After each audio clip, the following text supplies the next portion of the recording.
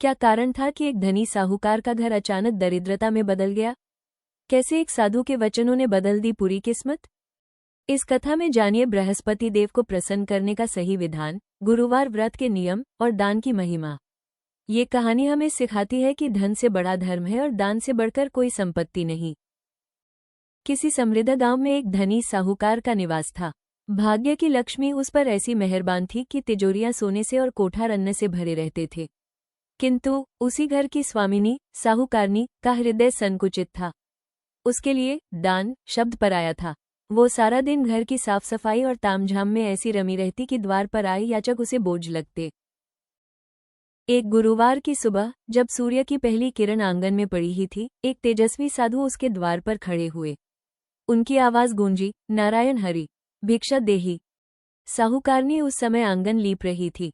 उसने माथे का पसीना पोंछा और झुंझलाकर बोली, महाराज, देखते नहीं मैं कितनी व्यस्त हूँ। अभी हाथ सने हुए हैं, फिर कभी आना। साधु शांत भाव से लौट गए। कुछ दिन बीते, साधु पुनः पधारे। इस बार सेठानी अपने पुत्र को भोजन करा रही थी। साधु ने अलग जगाई तो उसने फिर वही राग आलापा, महाराज, बालक को खिला रही हूँ, समय नहीं है, आगे बढ़िए। तीसरी बार जब साधु आए तो सेठानी ने फिर अपनी व्यस्तता का रोना रोया। तब महात्मा ने मुस्कुराकर पूछा, पुत्री, यदि तुम्हारे पास समय ही समय हो और करने को कोई काम न बचे, तब तो तुम मुझे भिक्षा दोगी न? नासमझ सेठानी प्रसन्न होकर बोली, महाराज, ऐसा हो जाए तो आपकी बड़ी कृपा होगी। मैं तो इन कामों के बोझ तले दबी रहती हूँ। साधु ने गंभीर होकर कहा, जैसा तुम चाहती हो वैसा ही होगा। अब से हर बृहस्पतिवार को ये नियम करो। सूर्योदय के बहुत बाद सोकर उठना। घर के आंगन में झाड़ू की जगह पोंछा लगाना। घर के पुरुषों से कहना कि वे गुरुवार को ही हजामत, बाल दाढ़ी बनवाएं। स्त्रियां उस दिन बाल धोएं और कपड़े साफ करें।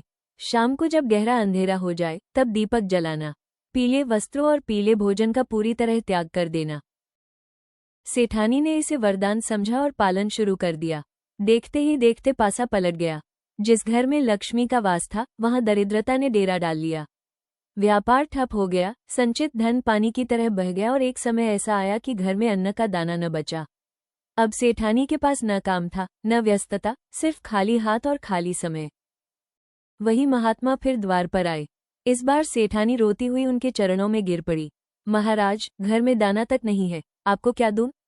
महात्मा ने मर्मभेदी स्वर में कहा, पुत्री, जब सब कुछ था तब तुम व्यस्त थी, अब कुछ नहीं है तब तुम विवश हो। आखिर तुम चाहती क्या हो?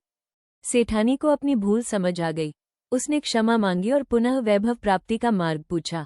तब साधु ने उसे बृहस्पति देव को प्रसन्न करने का सही विधान बताया। ब्रह्म मुहूर्त में जागरण, सूर्योदय से पूर्व उठकर घर की शुद्धि करें। वर्जनाएं, गुरुवार को पोंछा न लगाएं, बाल न धोएं और पुरुष हजामत न बनवाएं। पीला रंग, भगवान विष्णु का प्रिय पीला भोजन, चने की दाल, मुनक्का ग्रहण करें और पीले वस्त्र पहने। दीपदान, गोधूली बेला, अंधेरा होने से पहले में घर की चौखट और केले के वृक्ष के पास दीपक जलाएं। द्वार पर आए याचक को कभी रिक्त हाथ न भेजें। सेठानी ने पूरी श्रद्धा से इन नियमों का पालन किया।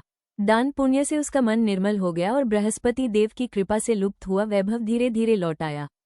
उसका घर फिर से खुशियों और धन धान्य से चहक उठा। सीख ये है कि ईश्वर ने जो दिया है उसका अहंकार नहीं बल्कि सदुपयोग करना चाहिए। दान और धर्म ही संपत्ति की रक्षा करते हैं।